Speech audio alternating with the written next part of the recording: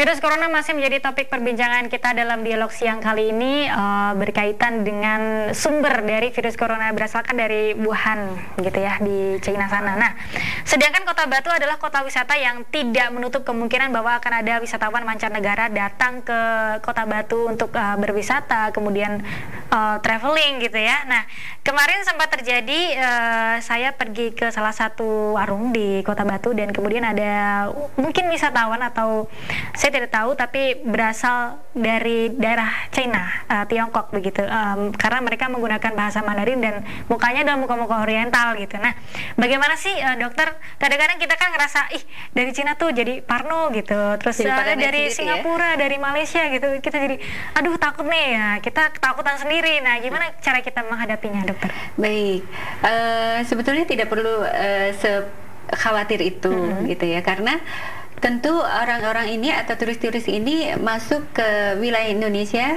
dalam masa-masa seperti ini tentu sudah di screening. Jadi mereka sudah mendapatkan screening kesehatan di pelabuhan maupun di airport, di bandara ya. Nah, kalau mereka lolos ya insya Allah mereka dalam keadaan yang fit, yang sehat gitu. Jadi tidak perlu juga kita khawatir. Nah, masalahnya adalah mungkin mereka masih dalam masa inkubasi yang tidak terdetek gitu ya. Itu juga tidak perlu sangat dikhawatirkan. Yang penting kita menjaga daya tahan tubuh kita menjadi agar lebih fit, kemudian menjaga pola hidup bersih dan sehat gitu. Oke, nah gara-gara virus corona ini gitu akhirnya kita semakin rajin berolahraga gitu. Kadang-kadang kita bisa melakukan perbuatan baik jika setelah ada akibat yang buruk gitu ya. Baru kita bisa melakukan perbuatan baik. Nah, artinya kita tidak perlu parno gitu, tidak perlu khawatir terhadap turis-turis yang mungkin datang dari negara terpapar gitu. Mungkin juga mereka masih dalam masa inkubasi, artinya masih dalam 1-14 hari begitu. Nah, apakah mungkin orang yang masih dalam masa inkubasi belum mengeluarkan bersin atau belum mengeluarkan droplet dari tubuhnya itu bisa menularkan ke orang lain? Bisa. Dengan cara apa, dokter? Ya, dengan berbicara, cipratan ludah dan sebagainya itu bisa saja. Dengan demikian pemerintah Kota Batu, dalam hal ini Dinas Kesehatan Kota Batu, mengirimkan atau menghimbau kepada khalayak masyarakat, tempat-tempat wisata, warung-warung, restoran untuk lebih waspada dalam hal ini. Artinya gini, selalu menjaga kebersihan di area-area publik. Area publik itu misalnya pegangan tangan, pegangan tangga gitu ya, kemudian pegangan pintu, toilet dan sebagainya. Dan yang paling penting juga adalah kita menghimbau untuk sering cuci tangan dengan air yang mengalir. Air mengalir dan sabun, sehingga di tempat-tempat wisata atau restoran-restoran atau warung-warung fasilitas mengenai cuci tangan berupa air mengalir dan sabun ini sangat penting untuk disediakan. Jadi artinya ketika kita berada di tempat publik gitu, kemudian kita tidak tahu apakah di situ ada sisa-sisa droplet dari orang yang terinfeksi, berarti akan mati begitu ya setelah kita mencuci tangan dengan sabun. Itu adalah cara sederhana yang efektif. Jadi setelah kita memegang benda-benda di sekitar kita di tempat umum gitu, jangan kucek mata gitu ya kata orang ya. Jangan menyentuh wilayah wajah. Jangan menyentuh wilayah wajah, tapi menyentuh tangan atau tubuh lain nggak apa-apa ya. Jadi yang penting dijaga dari wilayah wajah, tidak mengucek mata atau mungkin masukkan tangan ke dalam mulut gitu, dan sebelum makan jangan lupa untuk cuci tangan. Baik. Nah, itu adalah beberapa cara-cara yang perlu kita lakukan jika kita berada di tempat umum. Artinya kita tidak perlu menghindari tempat umum juga, karena kadang-kadang kita butuh refreshing gitu ya. Harus mendatangi tempat-tempat wisata dan lain-lain begitu, atau mungkin kita punya kerjaan di tempat wisata gitu. Nah, kemarin itu sempat ada berita dari tempat-tempat hiburan yang kemungkinan akan didatangi oleh warga, orang-orang secara umum dan ramai begitu, mulai dilakukan deteksi suhu. Nah, di Kota Batu sendiri mungkin di tempat-tempat wisata apakah sudah mulai dilakukan hal tersebut atau seperti apa, dokter? Itu tergantung dari kebijakan manajemen dari masing-masing tempat wisata. Apakah ada himbauan tertentu dari Dinas Kesehatan? Tidak ya. Cuma kami menghimbau apabila ada pengunjung yang mengalami keluhan-keluhan batuk, demam gitu, segera untuk menghubungi hotline service untuk public health service kami. Baik. Nah, cara kita untuk mengetahui apakah diri kita ini. Kadang-kadang cara untuk mengetahui bahwa kita terkena penyakit dan mau memeriksakan diri ke dokter itu juga kadang membutuhkan kesadaran yang tinggi. Ya, gitu. betul. Nah, dari Dinas Kesehatan sendiri, adakah penyuluhan mungkin atau membuka servis layanan kepada masyarakat?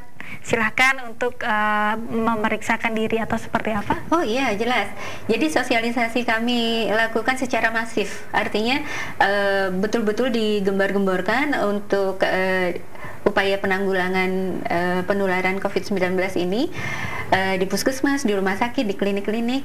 Kami himbau untuk terus mensosialisasikan hal ini sehingga masyarakat paham betul apa yang harus dilakukan, apa yang harus dihindari gitu ya, untuk supaya tidak tertular COVID-19. Nah, himbauan juga kepada masyarakat di rumah, pemirsa yang ada di rumah, apabila menemukan tetangga atau saudara mungkin atau warga masyarakat di sekitarnya yang baru datang dari negara terpapar, tolong segera mengabari puskesmas setempat, sehingga puskesmas setempat akan menugaskan petugas khusus yang disebut dengan tim gerak cepat surveillance-nya untuk melakukan pemantauan. Okay. Nah, berarti orang itu sudah dikategorikan sebagai orang sehat dengan risiko. Orang sehat dengan risiko, baik. Jadi diharapkan, dimohon dengan sangat untuk bisa melaporkan kepada puskesmas. Karena selama ini data yang kami dapatkan adalah data dari Provinsi, Dinas Kesehatan Provinsi Jawa Timur, dan itu adalah dari kantor imigrasi yang datanya pun diambil dari pelabuhan maupun airport yang ada di Surabaya. Yang ada di gitu. Surabaya. Artinya tidak selalu update begitu ya, karena kemungkinan ada orang yang tiba-tiba datang. Bisa jadi mendaratnya di Jakarta, kemudian dari Jakarta melakukan travel dengan kereta api, belum sempat terdetek, sudah tiba di rumah gitu.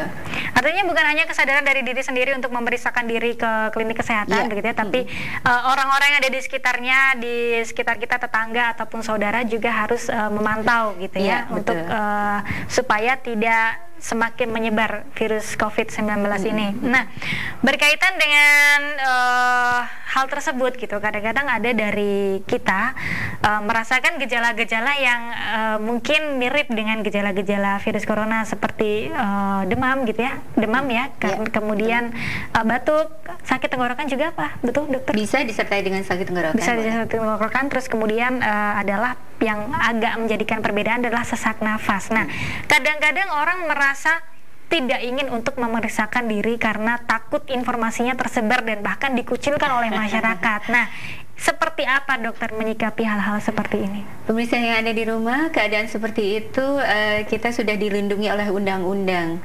Jadi ada undang-undang mengenai wabah ya, wabah penyakit menular. Itu ada di Undang-Undang Nomor 4 Tahun 1984. Jadi yang berbunyi adalah undang-undang. Di dalam undang-undang tersebut disampaikan bahwa dalam hal penanggulangan wabah, setiap warga masyarakat harus mendukung. Jadi nanti pemirsa di rumah atau Mbak Galuh boleh browsing, di dalam undang-undang tersebut ada sanksi pidananya bagi orang-orang yang menutup-nutupi kasus atau mungkin menyalahgunakan hal ini untuk kepentingan dirinya sendiri. Gitu.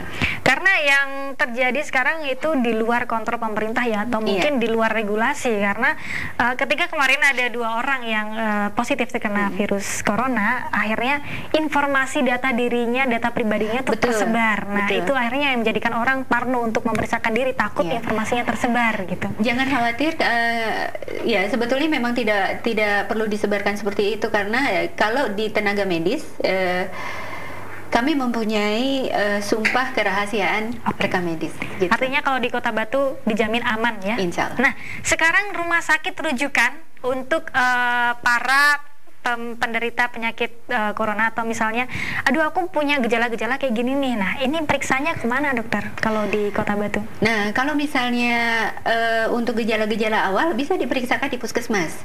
Jadi dokter yang ada di puskesmas akan menentukan apakah orang ini adalah orang dalam pemantauan atau sudah masuk kategori orang dalam pengawasan.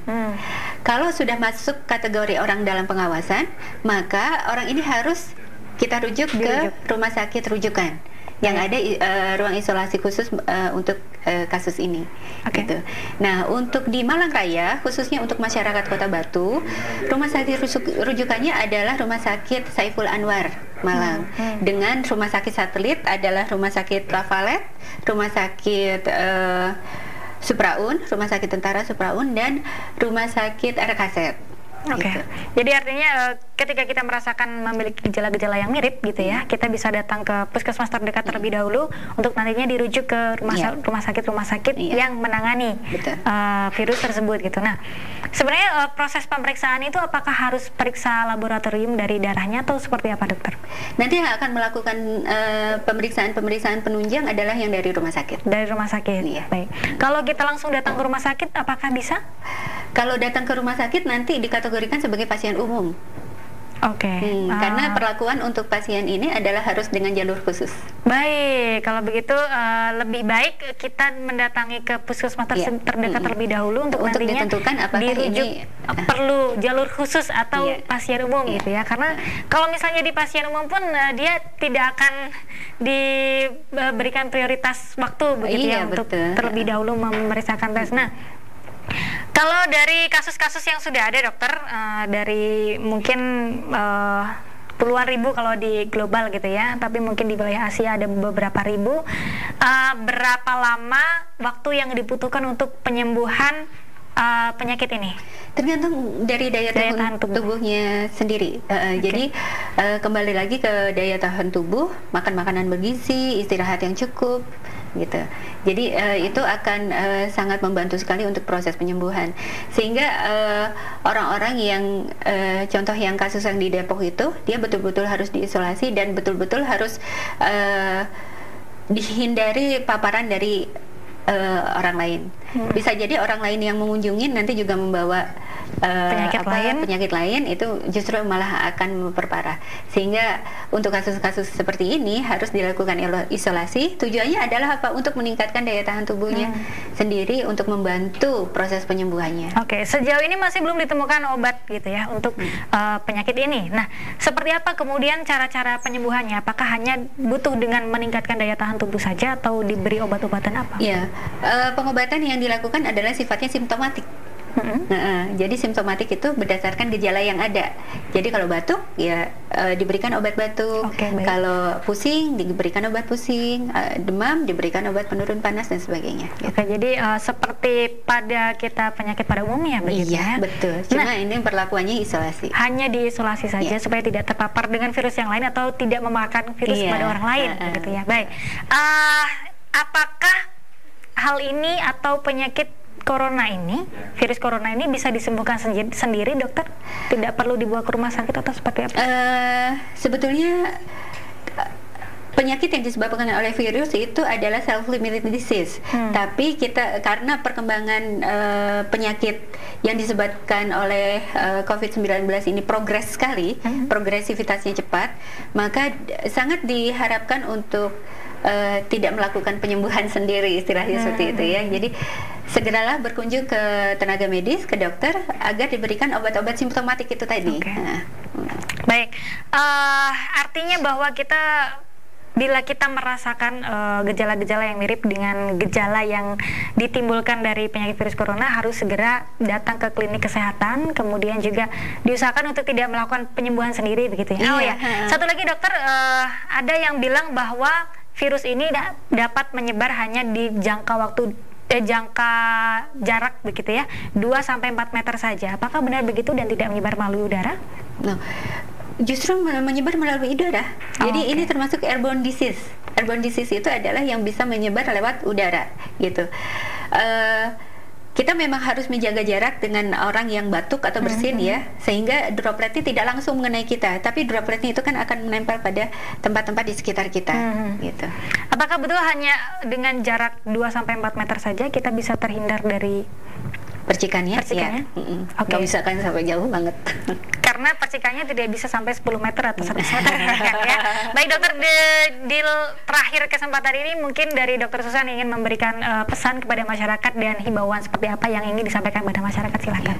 Baik, pemirsa yang ada di rumah, coronavirus ini atau COVID-19 tidak perlu kita sikapi dengan suatu kepanikan, tapi tetap harus menjaga kewaspadaan. Jadi kewaspadaan yang kita lakukan adalah dengan cara melakukan perilaku hidup bersih dan sehat, mencuci tangan dengan baik dan benar dengan air mengalir. Kemudian biasakan untuk kalau bisa membawa hand sanitizer, maka itu sangat dianjurkan. Jadi tetaplah untuk menjaga daya tahan tubuh menjadi lebih tinggi dengan makan makanan yang sehat, menu seimbang, olahraga yang cukup, istirahat cukup, dan mengelola stres dengan baik gitu. Dan satu lagi, saya pesan kepada pemirsa yang ada di rumah, apabila menemukan atau menjumpai warga masyarakat sekitar yang datang dari negara terpapar atau mungkin pernah berkomunikasi atau berkontak dengan orang yang terpapar, silakan menghubungi puskesmas karena puskesmas harus melakukan pemantauan. Baik, luar biasa. Atau mungkin barangkali ada telepon yang bisa dihubungi apabila ada orang yang menemukan seseorang datang dari negara terpapar, begitu barangkali dokter? Ada, sebentar saya lihatkan. Boleh dicek dulu ya, dan mudah-mudahan dari perbincangan kita di hari ini juga meningkatkan kesadaran kita dan juga semakin meningkatkan pola hidup sehat kita, begitu ya dokter. Mulai dari makan makanan dari bergizi, kemudian menu seimbang, makan teratur, kemudian jaga kesehatan. Artinya kita tidak akan mudah terkena virus atau penyakit apapun jika daya tahan tubuh kita baik. Silakan dokter di nomor. Jadi ada hotline service-nya dari PSC atau Public Service Center dari Dinas Kesehatan Kota Batu, 0341 513 437. Sekali lagi 0341 513 437 untuk PSC, Public Service Center dari Dinas Kesehatan Kota Batu. Pemirsa bisa menghubungi nomor telepon tersebut dan nanti petugas yang akan datang. Untuk orang yang datang dari luar negeri atau pernah kontak dengan negara terpapar atau warga yang terpapar, tidak perlu keluar rumah, tunggu di rumah, maka petugas yang akan datang. Luar biasa sekali, terima kasih banyak atas waktunya Dokter Susan, dan mudah-mudahan apa yang kita bicarakan di siang hari ini juga bermanfaat untuk kita semua.